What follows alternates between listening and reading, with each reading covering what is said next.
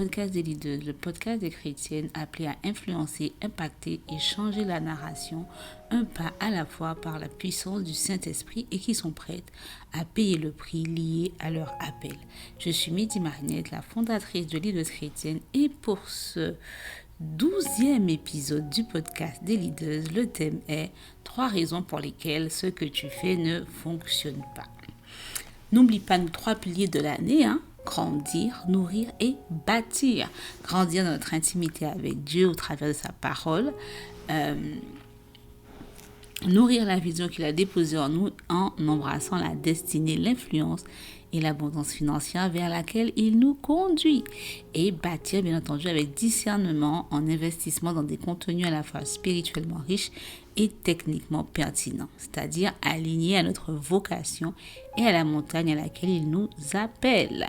Deuxième annonce, Leaders en prière est toujours d'actualité, donc 2 vendredis par mois, de 5h30 à 6h, nous prions, c'est gratuit. N'hésite pas à nous rejoindre sur le groupe WhatsApp, le lien est dans la barre de description. Alors, les 3 raisons que je te propose aujourd'hui sont celles que j'ai observées chez des entrepreneurs et des entrepreneuses chrétiennes qui ont reçu de Dieu des idées d'entreprise qui se sont lancées mais qui ont échoué. Ils avaient bien compris, ils avaient bien reçu, c'était bien du Seigneur. Malheureusement, ils ont dû fermer ou ils ont dû arrêter quelque temps après. La première raison pour laquelle en fait ils ont échoué, pour certains en tout cas ou pour certaines, c'est le manque de connaissances naturelles et spirituelles. Même si c'est Dieu qui te donne un projet, cela n'excuse pas le manque de connaissances tant dans le naturel, c'est-à-dire les statuts de l'entreprise que tu choisis, les dépenses qu'il y aura à faire.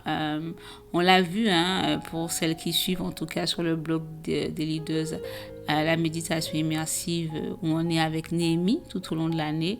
Mais elles n'ont pas planifié, elles n'ont pas calculé à la dépense, un thème aussi qu'on va aborder dans le podcast. Et donc du coup elles se sont lancées parfois avec des facilités. Moi j'ai connu des personnes en fait qui ont eu la possibilité de lever des fonds allant jusqu'à 100 000 euros parce qu'elles étaient très persuasives et parce que le projet était intéressant, novateur. Malheureusement, le manque de connaissances dans le naturel, mais aussi dans le spirituel, parce que certains et certaines ont dû faire face à des attaques spirituelles conséquentes sur leur entreprise, eh bien, ils ont échoué. Et je vais donner un exemple assez connu. Il est toujours vivant, il s'appelle Steve Harvey. Je ne sais pas si tu connais Steve Harvey, c'est un comique américain qui a une émission, je crois, en tout cas aux États-Unis. Sa femme n'est pas très modeste, ils ont un style de vie assez luxueux, mais son témoignage est particulier. En fait, Steve Harvey, c'est quelqu'un qui vient d'un quartier pauvre, qui vient d'une famille, même pas la classe moyenne, c'est une famille qui n'a pas vraiment les moyens, et qui, grâce à son don, en fait, pour tout ce qui est comique, et à son désir, en tout cas, de travailler, a eu à 2 reprises la possibilité d'être riche. Et à 2 reprises, il s'est retrouvé à dormir dans sa voiture. À ce moment-là, ça c'est pas naturel. C'est pas naturel. Donald Trump, par exemple, c'est pas le genre de problème qu'il a. Il peut pas faire faillite lundi et se retrouver à dormir dans sa voiture mercredi, quoi. C'est juste pas possible. Il a les leviers, il a la connaissance et le réseau qui lui permettront de se relever très rapidement. D'ailleurs, je pense qu'il a déjà fait 1 ou 2 fois dans sa vie. Steve Harvey, non, il n'avait pas ce type de connaissances ni de réseau. Et spirituellement non plus, en fait. Il n'était pas du tout dans le Seigneur, il vivait un peu n'importe comment. Et puis pour la troisième fois, en fait, il a travaillé, il a essayé de bien faire les choses, il a pris un comptable, il a demandé au comptable d'envoyer le chèque aux impôts chaque année, etc., etc. Et il venait de se marier avec son épouse actuelle et il s'est avéré que le comptable, en fait, n'envoyait pas les chèques aux impôts. Et il s'est retrouvé avec un arriéré plus majoration à quelque chose comme 20 millions d'euros de dollars à rembourser en 3 ans, je crois, en 2 ou 3 ans. Et c'était soit effet de... En général, ce qui se passe, en fait, c'est que les gens font la prison aux États-Unis. Et donc, du coup, il s'est retrouvé à faire une alliance avec Dieu, à dire à Dieu, en fait, je vais te rendre grâce. Si tu me sors de cette passe, je te louerai tous les jours de ma vie. Je te rendrai grâce tous les jours de ma vie. Et je témoignerai, en fait, de ta bonté publiquement. Et donc, normalement, quand je disais, en fait, quand ça a été découvert, toutes les personnes à qui ça arrivait, ils ont été envoyés en prison, en fait. Mais Steve Harvey, on lui a donné un sursis. On lui a dit, il faut qu'il paye à chaque échéance, sans faute, pour rester hors de la prison. Sinon, on l'amène là-bas. Et donc, du coup, pendant 3 ans, il a travaillé du lundi au dimanche. Il a pris tous les travaux qu'on lui a proposés. Et il a pu non seulement entretenir le style de vie, parce qu'il avait des enfants qui allaient dans des grandes écoles, avec un train de vie, voilà quoi. Et je pense que par mois, il est facilement à 20 000 dollars entre la maison, l'école des enfants, les voitures, les jets privés, voilà. Il a réussi à maintenir son style de vie et à rembourser l'intégralité des impôts. Et il disait en fait que Dieu a été fidèle. Et effectivement, il se lève le matin, il ne demande rien à Dieu en fait. Il a une liste de choses que Dieu a faites pour lui. Et il rend grâce à Dieu pour tout ce que Dieu a fait pour lui. Il ne se mure pas dans le silence, il n'est pas ingrat, il rend grâce à Dieu. Et dans son émission, justement, pendant les pauses publicitaires, en fait, il parle avec le public et il raconte en fait comment Dieu l'a aidé, comment Dieu l'a secouru, comment Dieu est fidèle, comment Dieu est bon. Et il a tenu sa promesse, en fait. Donc là, on voit que si une alliance avec Dieu te fait sortir de la pauvreté dans laquelle tu es tombé 2 fois et dans laquelle tu as failli retomber 3 fois, te sort de là, c'est qu'il y a une dimension spirituelle par rapport à cela. Il y a aussi l'esprit de pauvreté. Je t'encourage à aller sur le blog d'Île-2, il y a un article là-dessus. Mais le manque de connaissances dans le naturel, que ce soit la gestion financière, la gestion d'une entreprise, les paramètres à regarder, et spirituellement, en fait, connaître l'héritage spirituel et ce qui peut éventuellement combattre ce que Dieu a mis entre nos mains peut être l'une des raisons pour lesquelles le projet que Dieu nous a mis à cœur échoue. La deuxième chose, c'est les pensées magiques. Tu limites tes efforts, tu brades l'excellence, tu n'as pas de plan précis, tu n'as pas de plan clair, tu n'as pas de stratégie d'exécution et tu penses que parce que c'est Dieu qui t'a envoyé, ça va marcher. Le fait que Dieu te demande de le faire suffit. Tu penses que parce que tu es mandaté, tu ne peux que réussir. Et il n'y a rien de plus faux que ça. Le fait d'être mandaté par Dieu, d'être choisi par Dieu, d'être inspiré par Dieu, n'exclut pas le travail acharné, n'exclut pas l'intelligence, n'exclut pas le fait de réfléchir. Dans les premiers chapitres de Proverbes, la sagesse dit de rajouter en fait à l'intelligence la réflexion et à la réflexion la sagesse. Tu es une leaduse chrétienne, tu es une femme équilibrée. Tu ne peux pas avoir des pensées magiques en fait, que Dieu va faire même si tu es défaillante. C'est clair qu'il peut, mais tu ne peux pas en fait t'appuyer là-dessus pour commencer quelque chose que le Seigneur t'a mis à cœur. Il faut que la réflexion, il faut que l'intelligence et la sagesse soient à l'intérieur de toi, en plus du Seigneur, pour que ce projet-là soit pérenne dans le temps. D'accord? Donc, c'est la combinaison de plusieurs facteurs qui t'assureront le succès et pas le simple fait que Dieu t'ait inspiré, que Dieu t'ait demandé, que Dieu t'ait envoyé le faire. Ça ne suffit pas. Et ensuite, le manque de préparation. Alors, il y a différents types de projets. Là, je discutais dernièrement avec une jeune femme qui a un projet assez simple. C'est de parler d'un sujet particulier avec sa cible et de faire des e-books à ce sujet-là, en fait. Et en fait, elle se posait plein de questions. Comment je vais faire, comment ça va se passer, qu'est-ce que je vais pouvoir apporter, etc., etc. Donc, l'entreprise qu'elle est en train de créer globalement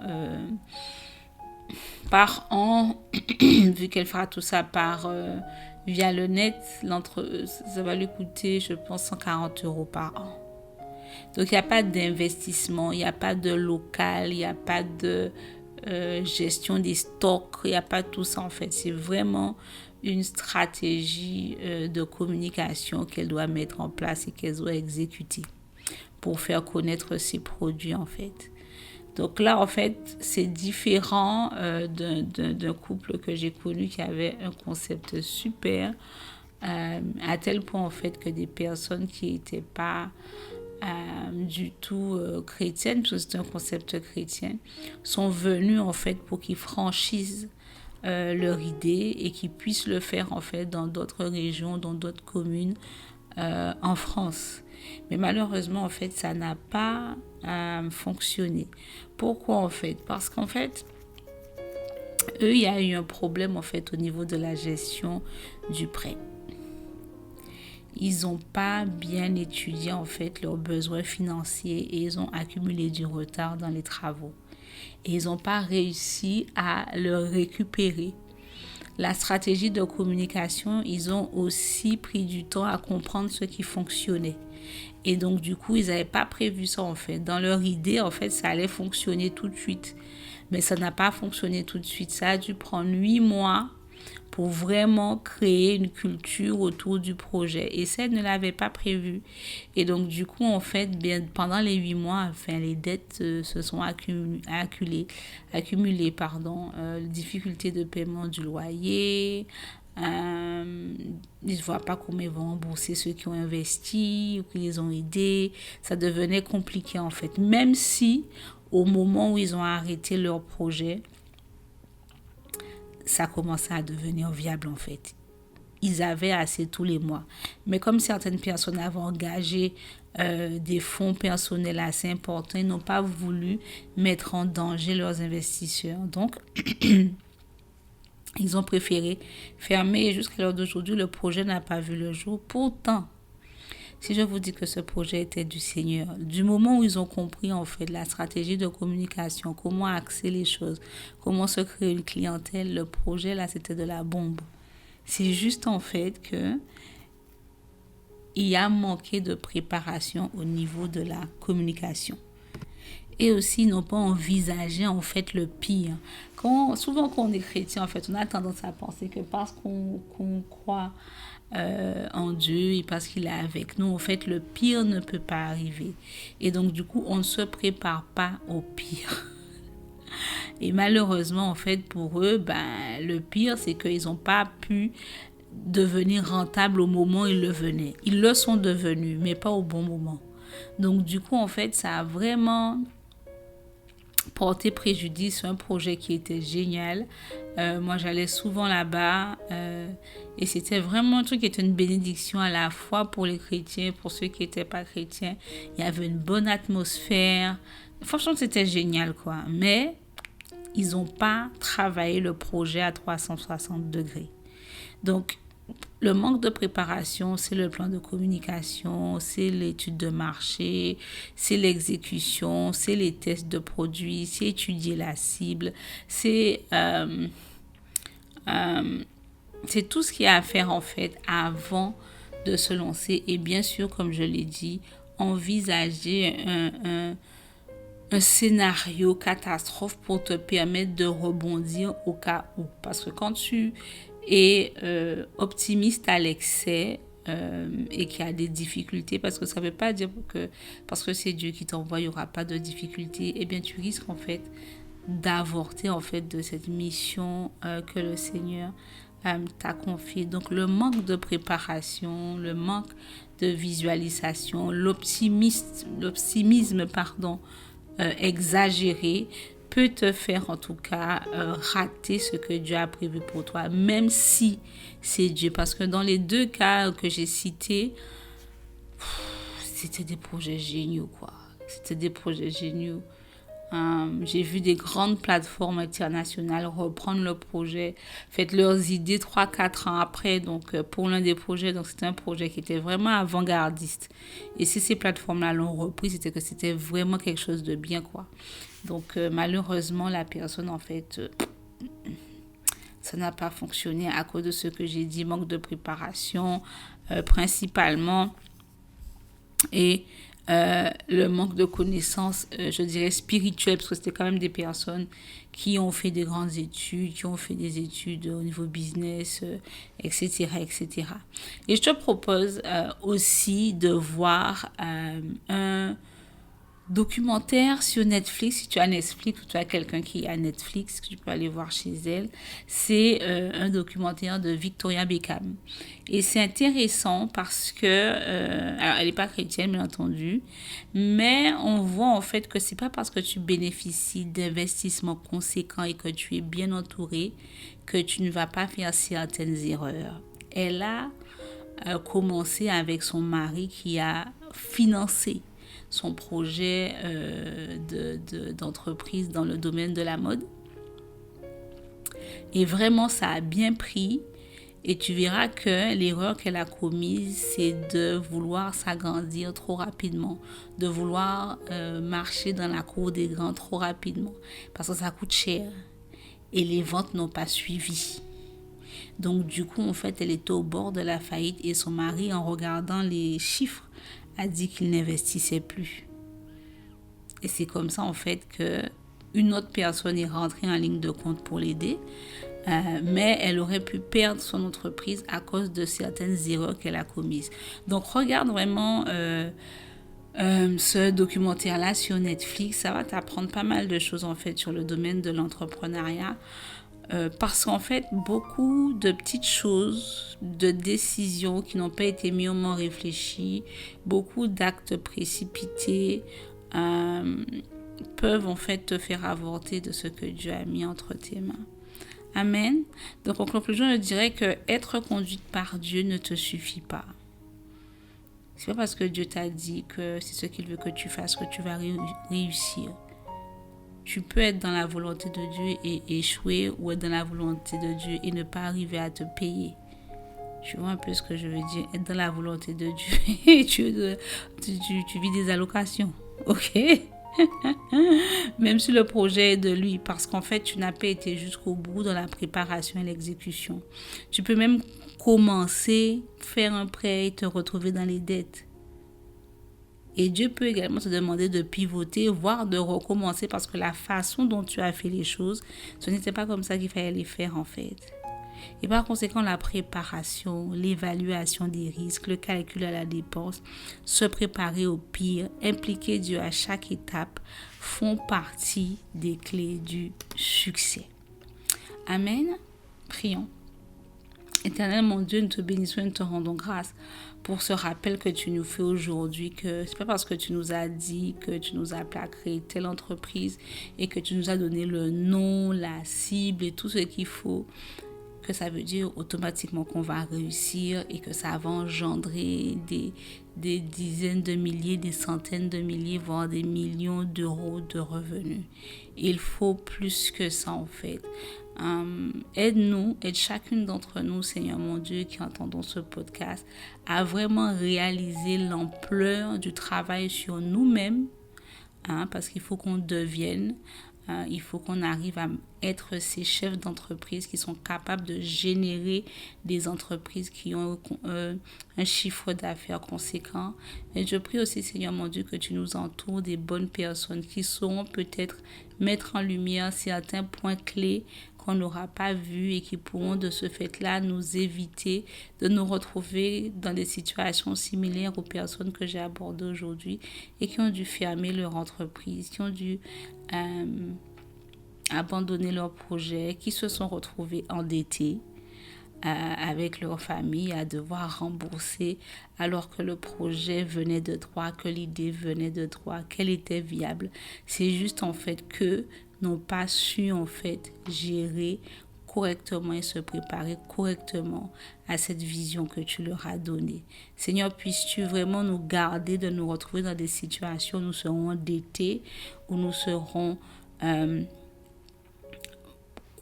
couverte de dettes, Seigneur mon Dieu, parce que ta parole dit n'ayez aucune dette si ce n'est celle de l'amour. Donc on ne se retrouve jamais dans des situations similaires. Garde-nous de nous-mêmes, garde-nous de notre folie et surtout entoure-nous des bonnes personnes pour que nous puissions éviter de nous retrouver dans de telles situations. Au nom de Jésus, Amen. Amen. Donc, si tu as été béni par le podcast, n'hésite pas à le partager avec une personne pour qu'il soit aussi une bénédiction. Si tu veux soutenir le podcast, tu peux le faire. Le lien est dans la bio. Tu te rends sur leaderschrétienne.fr et tu cliques soutenir, je crois, le podcast ou faire un don. Et si tu as des questions que tu veux que j'aborde sur le podcast, n'hésite pas à me les mettre en commentaire. La semaine prochaine sur le blog, avec la méditation immersive, toujours dans Néhémie, on verra l'éthique du travail, un témoignage de foi et d'excellence. Et le prochain épisode du podcast, c'est les 4 saisons de la vie. On se retrouve dans 15 jours. Alors, ne méprise pas ce podcast. À chaque fois que j'en ai parlé avec des jeunes, parce que j'en parle avec des jeunes et des moins jeunes, et les gens sont toujours... ils se disent, mais si j'avais su, ou alors ils se disent que, oh wow, j'ai tout ça à faire d'ici là. Donc ne rate pas cet épisode du podcast. On se voit dans 15 jours. Et n'oublie pas de t'inscrire à la newsletter. Le lien est dans la description. Sois béni. Bye bye.